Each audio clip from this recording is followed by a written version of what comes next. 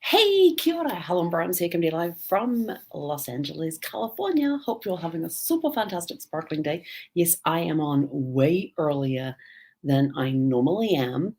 And I realize that because I've got a wedding to go to tonight. So it is going to be a super fantastic, sparkling day. I have had an incredible start to the day. Oh, crap, the baby's back, which means they're back and I can't talk very loud. So it was a very interesting night last night. I'm not even sure where my microphone is on this thing, but let me tell you what happened. So I watched, what did I watch? Casino Royale, yes, on my little DVD screen, which is about like 11 inches. Yeah, that was interesting watching that. But I love that foot chase. I love that foot chase. And what was really cool is that as you're watching it, you're seeing how different things came into be in the previous James Bond movies. Like, for example, the scene at the beginning where they're looking down the gun barrel, and James Bond walks into view and turns around and shoots the guy, and you see the red blood coming down. That was actually in How He Got His 00 license. At the very beginning, they do this whole black and white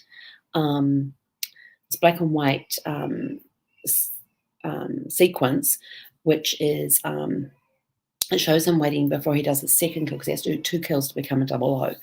And so he's talking about the first kill, and they're doing flashbacks to the first kill, and he thinks he's killed the guy, and the guy's laying on the floor. And as he's getting ready to walk, he leans down to pick up his gun, and the other guy wakes up, picks up his gun, and goes to fire to James Bond. And he turns around, and all of a sudden you're looking down the gun barrel, and you see the shooting.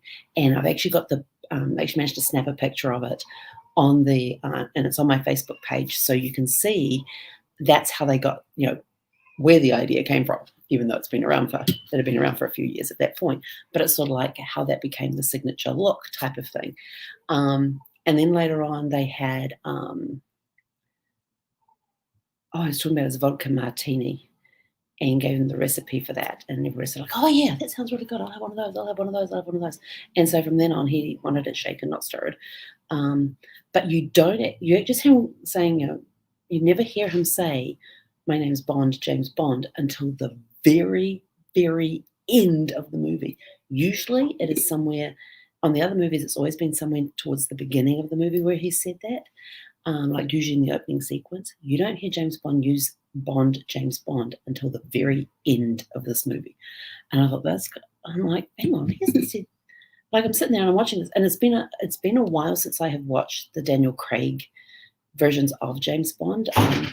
So you kind of tend to forget some of that stuff, because the other ones I have watched so many times over the years, and Daniel Craig ones have only been around since 2006, so I haven't had a lot of chance to watch them as often as the other ones. But I'm kind of thinking, I might go do a mid-year Daniel Craig run on these, because there's a lot of stuff I've forgotten about them. And then as the movie's going on, I'm like, oh, is this the one where they do that? And sort of some bits come back to you. So it was really cool watching that again and seeing all of that, and just watching for different things that popped up. And so, oh, that's where that came from. So they're kind of giving you, and Casino Royale, after they do the opening scene on How He Got the 00 license, when they go to the colored version, and they're in, like, today, I guess, or then at the time when they're in present time, it's not long after he's got his 00. And so he's kind of breaking some rules and still trying to find his way. But you start seeing, you see the birth of different things that come along the way. Like you see an Aston Martin, how he ended up getting an Aston Martin. You don't see a Q branch though in this one. No, there was no Q branch in this one. So it's very interesting to see, like, the birth of things that have become signature James Bond things throughout the years, through all the other James Bond movies. So that was really cool to see that. And I probably finished that around like 11:30, somewhere around there. Read for a little bit, turned the light out, went to sleep, and all of a sudden, next door got really loud. Like, I don't know. I think they may be with another family around here. They may be with another family or something, but all of a sudden, the guy next door is like opening the door, and he's like cursing up a storm out there, threats, everything, and I'm like,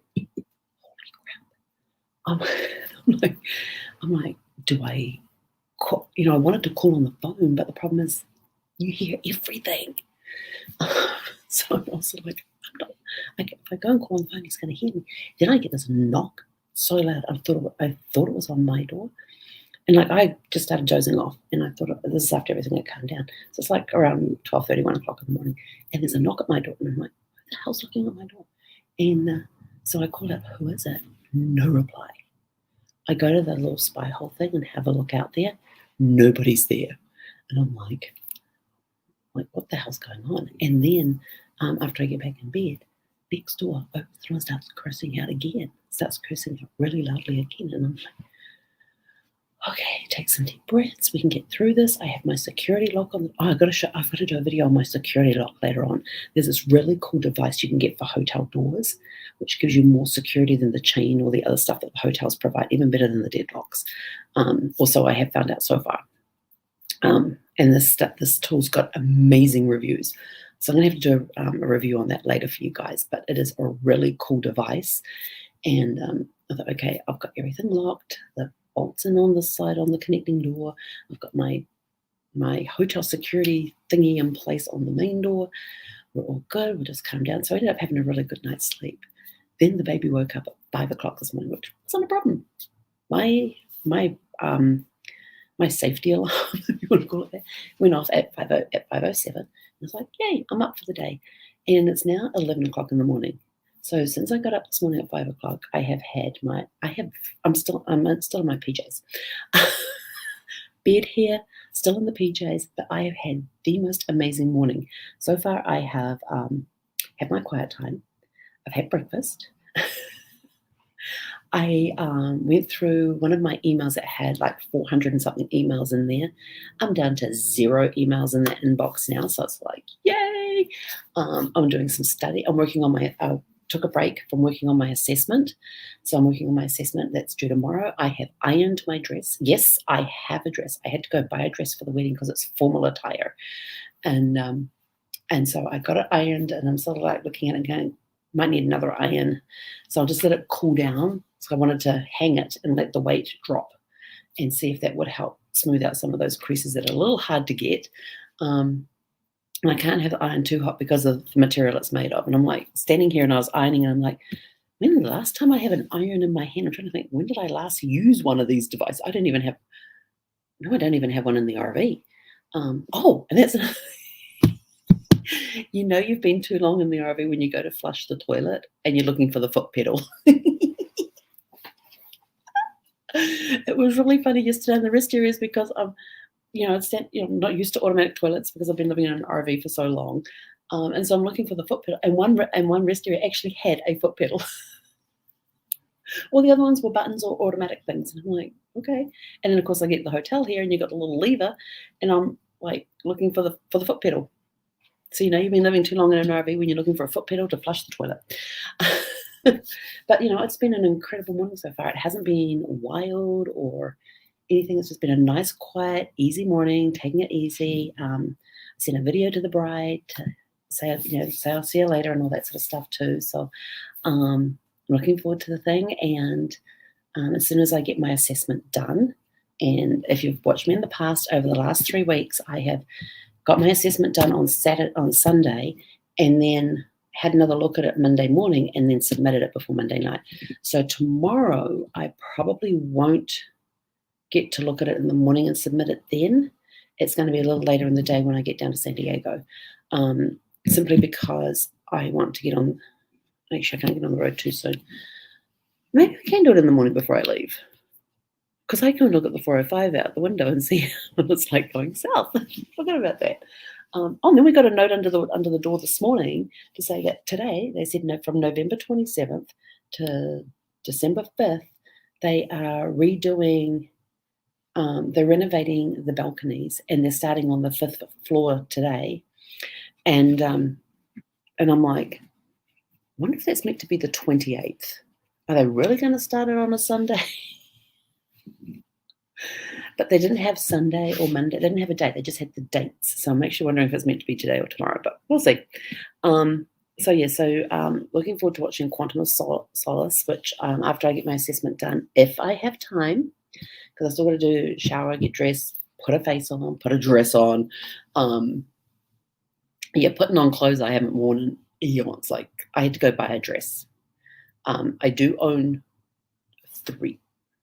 4 dresses now because I bought 2.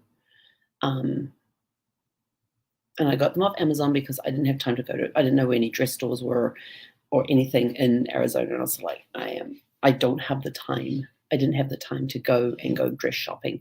So I was online, look at all the sizes and the measurements and things and go, actually, I like the kind of look of that. Yeah, that one's a little, and I got 2 different styles. And I kind of like both of them, but one's got short sleeves and one's got 3/4 sleeves. And I kind of like the 3/4-ish type sleeves. And I like the 3/4 one better on me. It looks better. It fits better. And so that's when I was ironing all the creases out of. But I may have to iron it again, and that's okay. I haven't, when I was standing here, I was like, how long? I cannot remember the last time I had an iron in my hand. I don't know. I honestly can't remember when I had last had an iron. I do have an iron in storage, and my ironing board's in storage, but I do not have an iron in the RV because everything I wear, everything I have in the RV is stretchy. It's comfortable, it's stretchy, it does not require ironing. If it does kind of like if I've got like a t-shirt that got really crumpled from the laundry when I'm folding them all, then I'll hang it on a hanger, and I have some spray stuff that you can spray on, and then you just pull the shirt and it drops all the ring. Oh no, I don't know how the material would have reacted with that. Yeah, that was a good thought, but yeah, no. And so you just hang it up there, you spray it and you stretch it and you just let it hang and dry and it drops all the wrinkles. And I didn't think of that for the dress, but I ran out, but that's okay. Sometimes I just spritz it with water and just do the stretching thing as well and let it hang, but I don't want to do it with that because I don't know put a watermark or anything, so iron it is. But yeah, it's definitely actually starting to look a little better now. I think as it's cooled down, that some of the creases have dropped. A lot of the creases have dropped out, so that's a good thing. Otherwise, I will go to my grandmother's method, who was a seamstress, and that is put a towel over the ironing board, get a damp towel, because I don't have wax paper. Get a damp towel or a face cloth or something, something damp, put it over top the area, and then you can use the hotter iron, and the towels help absorb a lot of the heat, and you're not harming the material because you've got something between the two, between the actual fabric you're ironing and the iron. So I can actually go a little hotter, and it kind of does like a steam bath thingy on it. So might have to go to that method. But I think I'll go try that method straight after this because I've got time. I have time. But yeah, it's been a nice quiet morning. And I have to tell you, I've got this little cooler that you plug in so it acts like a refrigerator, and it can go cold enough to be a freezer. And that thing was awesome on the road yesterday. I was able to have cold protein shakes, cold snacks. When we stopped at rest areas, I always we'll get just a little bite, a snack of something out of my cooler. And it's really, really quiet. I've got it plugged in on the other side of the bed there, and didn't hear it all night. But got up, and my food's still nice and cold. I had some cold meats with me. I got some cheese with me, all perfectly fine. So I'm actually loving this little portable refrigerator / freezer that you can use in a car, and it was designed for being in an SUV, an RV, boats, that sort of thing, where you've got a cigarette lighter or you've got an outlet.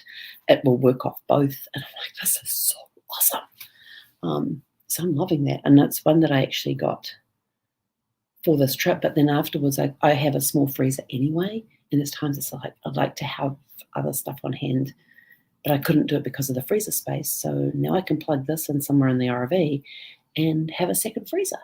Yay!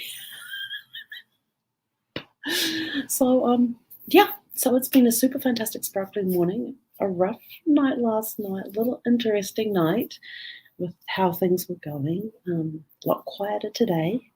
But I think they're out. But they had the baby. They've got the baby there. And the baby was good last night. I didn't hear one whimper out of, well, But did cry during the night. I didn't hear a thing. It went off. It went off.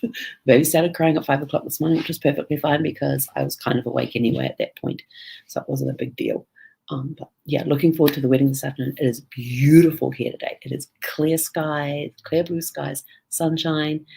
Where I am is currently 70 degrees Fahrenheit, which is around 20-ish in the Celsius, around 18, 19, 20 degrees Celsius.